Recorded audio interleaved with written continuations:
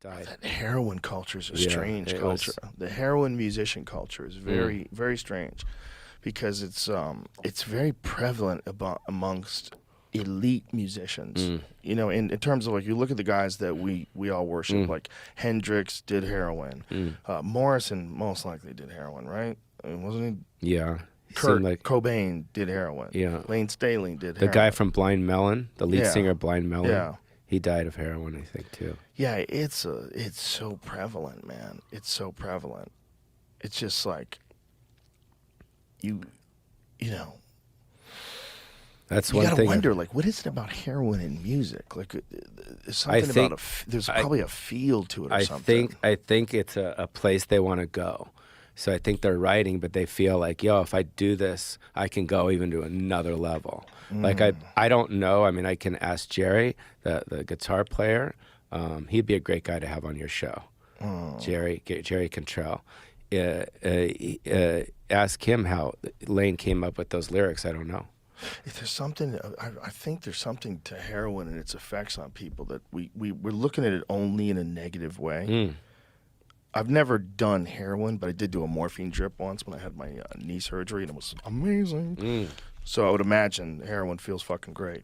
But there was a guy that I knew that was a pool hustler. He was like a big-time pool player in Connecticut, in the East Coast, and his name was Water Dog. They'd call him Buffalo Bill or Water Dog. And this guy was a heroin addict, and he would go into the bathroom and he would shoot heroin. And after he'd shot heroin, he would sit on the bar stool like this. He would sit at one of those billiards chairs. He would sit there like this. Oh my God. I'm not kidding. For like 15, 20 minutes, just sit there like this. Wow.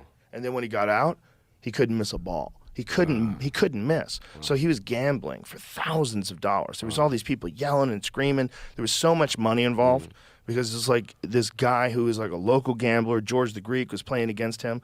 And there was a lot of money being bet on this, thousands of dollars.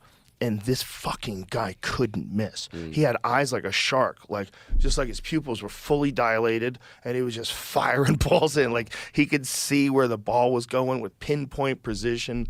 It was wild to watch. And I was like, what the fuck is going on with heroin? Like how do so many musicians create amazing works of art with it? How do so many, like Mitch Hedberg loved heroin?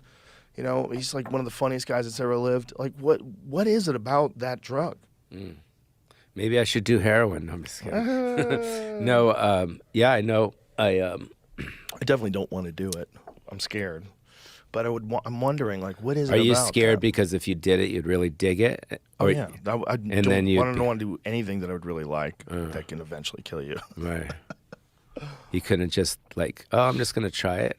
No, it doesn't seem like a try thing. Heroin seems like it's like. What about coke? Have you ever done coke? No, never done coke. Really? No, never done coke. No one believes that, which is very insulting because I tell the truth about everything. But that is the one that I have.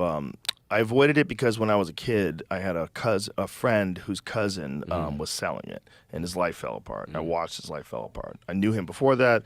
And then watching him afterwards, I was like, "Fuck, man, stay away from coke." Do you think if you did it, you would want to do it some more, or you just? I'm sure I would love it. Yeah, right. I'm sure I'd love it. Yeah. I think everybody loves it. There's certain things that a man's got to know his limitations. You know, stay away from things like coke. What about also like artistically? I'm not interested in anything that makes me more comfortable.